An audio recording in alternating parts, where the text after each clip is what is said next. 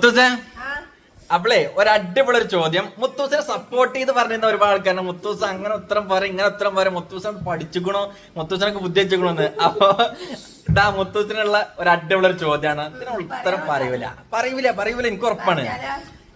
അന്ന് ചോദ്യം കേട്ടോ. കുറ്റിപ്പുറം റെയിൽവേ സ്റ്റേഷനിൽ ഒരു ഡോക്ടറും ഒരു നഴ്സും ട്രെയിനിൽ കയറിയ ഷൊർണൂർ റെയിൽവേ സ്റ്റേഷനിൽ അവർ ഇറങ്ങുകയും ചെയ്തു. അവരുടെ ബോഗിയിൽ അവർ രണ്ടുപേരല്ലാണ്ട് വേറെ ആരുമില്ല.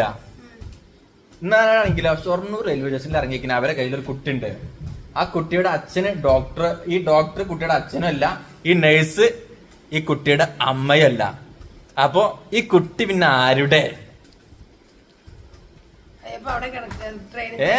ട്രെയിനിലുള്ളതൊന്നല്ല, അതിൽ വേറെ ആരും ഇല്ലല്ലോ. അതിനുള്ള ഉത്തരം ഒരു കമന്റ് അടിക്കും. ആ കമന്റ് ശരി ഉത്തരം ഞാൻ പിൻ ചെയ്ത് വെക്കണ്ട്. മുത്തൂസിന് എന്തായാലും കിട്ടിയില്ല.